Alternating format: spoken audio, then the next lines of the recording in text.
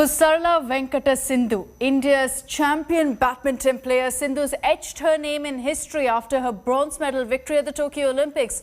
With this victory, Sindhu's added a second Olympic medal to her cabinet after she had won silver in Rio in 2016. Here's how and why Sindhu's achievement is nothing less than extraordinary.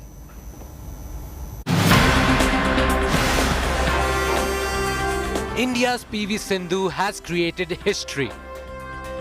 By winning bronze at the Tokyo Olympics, PV Sindhu has become only the second Indian player after Sushil Kumar to win back-to-back medals at the world's biggest sporting event. It's not just a victory for bronze, but a show of India's Nari Shakti. After Mirabai Chanu and Lavlina Borgohain, PV Sindhu has brought glory to the nation. Sindhu's path to the medal hasn't been easy. A loss against world number 1 Tai Tzu Ying threatened to derail her campaign. But Sindhu is a fighter and she came back from that loss to beat China's He Bingjiao. That's the hallmark of a champion, and Sindhu is India's champion.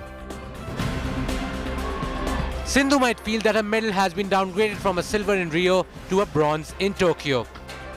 But the fact that she has won 2 successive Olympic medals give her the legendary status she deserves, no matter the color of her medal. Sindhu has dominated the game of badminton for a long time, and some of her achievements show how she has managed to stay at her peak. Apart from winning medals at the Olympics, Sindhu was the silver medalist at the 2018 Asian and Commonwealth Games. In 2019, she won gold at the Badminton World Championship. She also has 2 silver and 2 bronze medals to go with her 2019 gold. She was the winner of BWF World Tour Finals. And she has won the Korea Open, the China Open and the India Open in the past. She has also been awarded a number of honors, and that includes the Khel Ratna, the Padma Shri and the Padma Bhushan. Her attitude and hunger shows sky is the limit for India's ace shuttler. And she should be back, winning laurels for the nation. Be rest assured, she'll be back in Paris 2024. Sports Bureau, India Today. And after winning the bronze medal at the Olympics, PV Sindhu spoke exclusively with the India Today's Boria Majumdar. Here's that full exclusive conversation.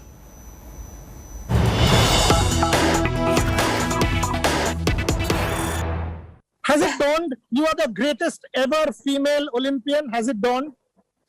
Well, thank you for that. I would take it as a that compliment, and I'm really very happy. And I just can't believe it because back-to-back Olympics, getting a medal is definitely a proud moment. And of course, I am super happy.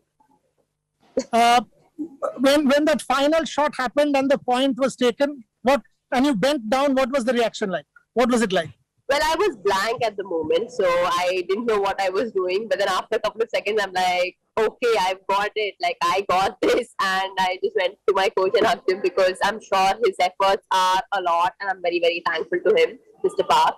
So, yeah, I mean, I just don't have words. I'm on cloud nine. But Sindhu, Rio was difficult. Having said that, there was no pressure. This one was so much tougher because 1.3 billion were expecting the world from you. Talk to me about that. Yeah, I mean, Rio was competitively very different because there was no pressure. I mean, I was like a newcomer and like no expectations. But I think 2021 is completely different because pressure, responsibilities, expectations are a lot more.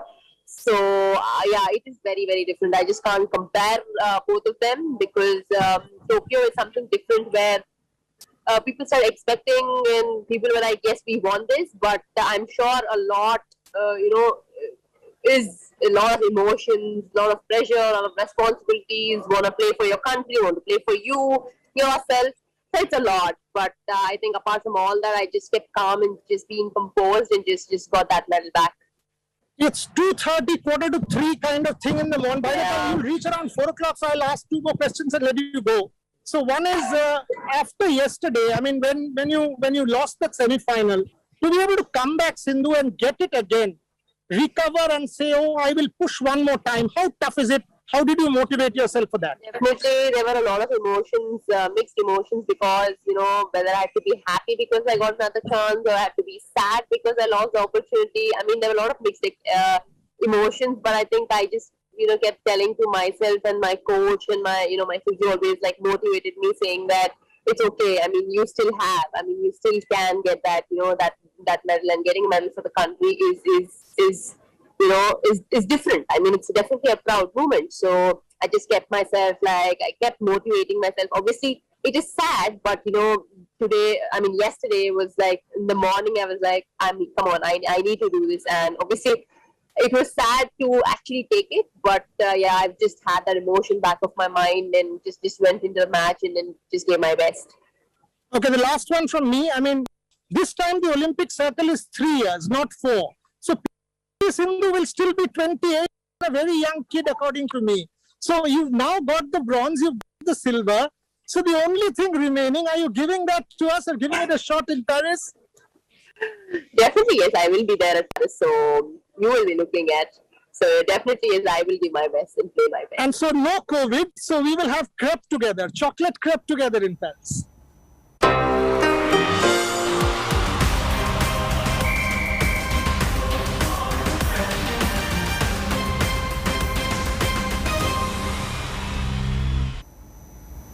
There's another name that you need to be familiar with, Kamalpreet Kaur, the Indian who's reached the finals of discus throw at the Olympics. Kamalpreet has a shot at glory, especially after the way she performed in the qualification. Here's how the 25-year-old from Punjab could just bring home an Olympic medal.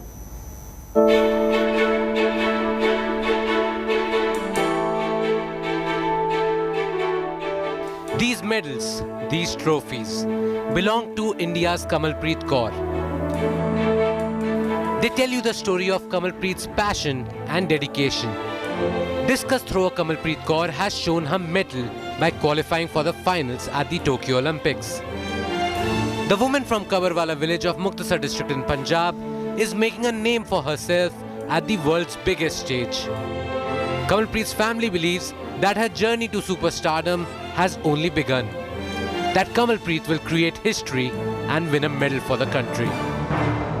Kamalpreet ਬਹੁਤ ਜ਼ਿਆਦਾ confidence ਦੇ ਵਿੱਚ ਸੀ, ਬਹੁਤ ਖੁਸ਼ ਸੀ qualify ਕਰਕੇ। Final ਦੇ ਵਿੱਚ ਪਹੁੰਚ ਕੇ ਉਹਨੂੰ ਬਹੁਤ ਖੁਸ਼ੀ ਸੀ, ਬਹੁਤ ਵੀ ਕੌਨਫੀਡੈਂਸ ਦੇ ਵਿੱਚ ਉਹ ਕਹਿ ਰਹੀ ਸੀ ਵੀ ਡੈਡੀ ਮੈਂ ਬਹੁਤ ਅੱਛਾ ਕਰਾਂਗੀ ਅੱਗੇ ਵੀ ਗੇਮ ਦੇ ਵਿੱਚ। Kamalpreet Kaur stormed into the final of discus throw. She earned an automatic spot in the final with a throw of 64 meters in her third attempt, finishing second in qualification. She will now play the final on the 2nd of August. Kamalpreet's past performances also inspire confidence. She had booked her ticket to Tokyo by throwing 65.06 meters in her first and only attempt at the Senior Athletics Championship in Patiala. With that throw, she also broke Krishna Punya's record of 64.76 meters. Kamalpreet has a great chance to win a medal. If she does, she will become the first Indian to win a medal in athletics post our independence. The entire country is hoping and praying she creates history when she takes the field. Sports Bureau, India Today.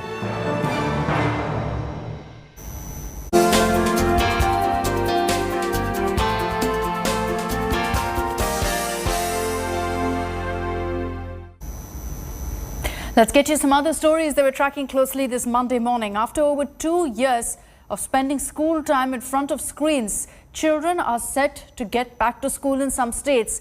In a sign of return to some sense of normalcy, schools in some parts of India will finally move from screen to actual classrooms. Students are back to school in Punjab and Chhattisgarh starting today. The Punjab government has instructed schools to follow strict COVID protocols and ensure COVID appropriate behavior. Only teachers who are fully vaccinated will be allowed in classrooms with students. Schools will open gates for students in Uttarakhand as well as for classes 9 to 12. The State Education Minister Arvind Pandey said classes will function in 2 shifts. Schools have already begun reopening for some students in other states like in Haryana, in Bihar, Madhya Pradesh and even in parts of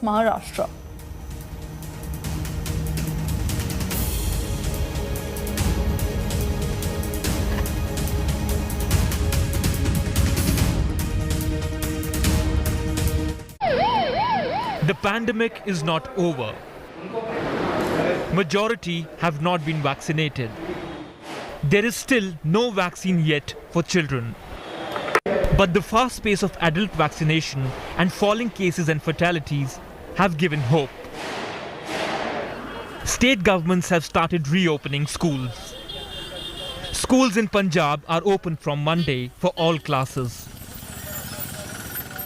Punjab government has instructed schools to follow proper protocol to ensure COVID-appropriate behavior. Only teachers who are fully vaccinated will be allowed inside classrooms with students. School जाने का तो मन तो करता है पर we shall not open जब vaccination आए तब खोलना ज़्यादा सेफ रहेगा बड़े बच्चे चलो 10th या 8th ਤੋਂ ਬਾਬਾ ਜਿਹੜੇ ਉਹਨਾਂ ਦੇ ਖੋਲ ਦੇਣ ਠੀਕ ਹੈ ਜੀ ਬਟ ਜਿਹੜੇ ਥੋੜੇ ਛੋਟੇ ਬੱਚੇ ਆ 6th ਤੋਂ ਨੀਚੇ ਦੇ ਆ ਉਹਨਾਂ ਵਾਸਤੇ ਜੇ ਥੋੜਾ ਜਿਹਾ ਰੁਕਣਾ ਚਾਹੀਦਾ ਜੀ ਸਰ ਸਕੂਲ ਤਾਂ ਜ਼ਰੂਰ ਖੁੱਲਣੇ ਚਾਹੀਦੇ ਆ ਕਿਉਂਕਿ ਘਰਾਂ 'ਚ ਬੱਚਿਆਂ ਦੀ ਸਰ 2 ਸਾਲ ਵਿੱਚ ਬਹੁਤ ਜ਼ਿਆਦਾ ਪੜ੍ਹਾਈ ਬਰਬਾਦ ਹੋ ਚੁੱਕੀ ਹੈ Punjab government's decision has been welcomed by the private schools and a section of the parents who are happy that now their children will be getting the regular classes. But a section of the parents is not happy and is apprehensive, particularly the parents of the children who study in primary standard. They say that the news about the COVID-19 third wave is around. The administration should have avoided opening schools up to primary standard till the COVID third wave is over. Even Uttarakhand has decided to open schools from classes 9 to 12 from Monday. State Education Minister Arvind Pandey has asked all schools to strictly follow COVID-19 protocols and classes will function in 2 shifts wherever number of students is higher. Uttarakhand government taking the decision that the school can open because the 2 years was very, very tough for the student, those were studying online. Now they can come to school and study offline also. After reopening of schools in Haryana, 6 students from a school tested positive and have been put under home quarantine. Parents are apprehensive but hopeful. Will children across India finally be able to shake off the 1.5-year-old hiatus from classes? Bureau Report, India Today.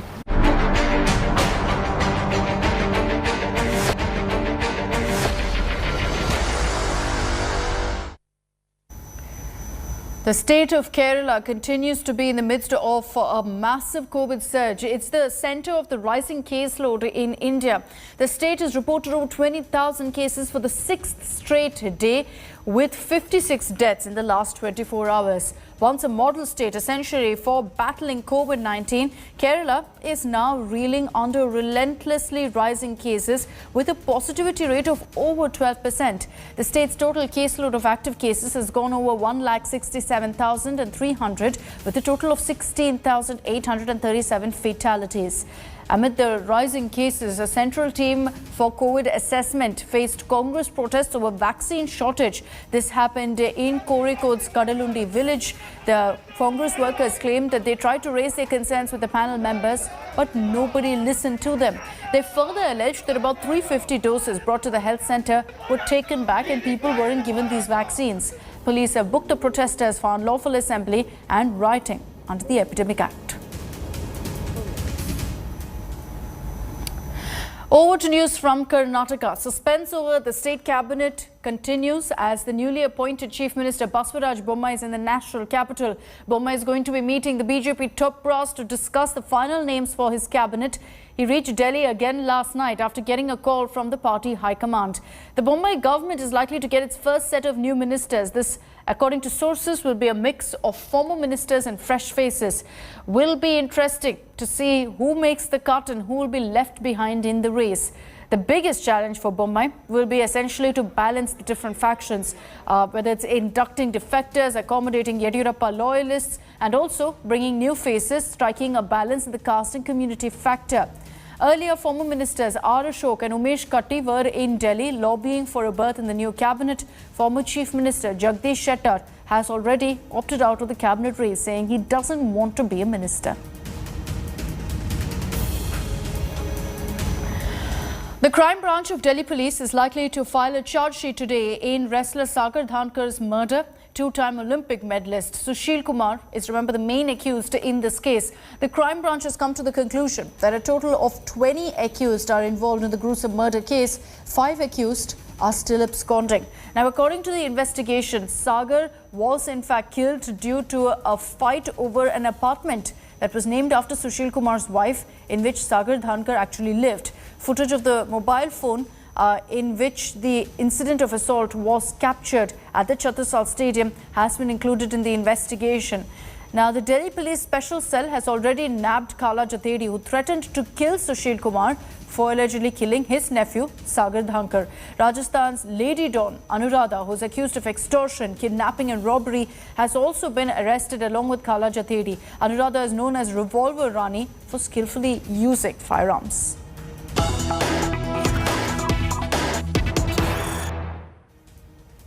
Here's the first official confirmation that Danish Siddiqui was captured and executed by the Taliban. The spokesperson of the Afghan National Forces, General Ajmal Omar Shinwari, has confirmed this to India today. There's no confirmation on whether Danish Siddiqui was tortured, whether his body was mutilated. That's something that, at this point, there's no confirmation on. According to these officials, this matter is still under investigation because the area where Danish was executed is under Taliban control. So finding witnesses is taking time.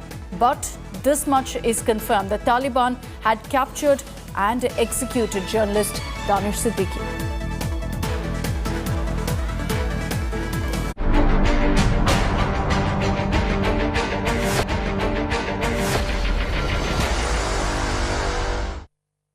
As the border face-off rages on, Assam Chief Minister Himanta Biswa Sarma has broken his silence on the FIR that was filed against him over the July 26 clashes. He said that he's ready to be arrested if that resolves this issue.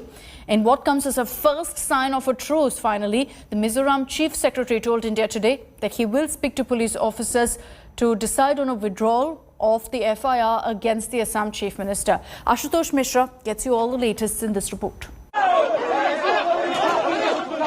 A raging border face-off. An ugly fallout of a 150-year-old conflict.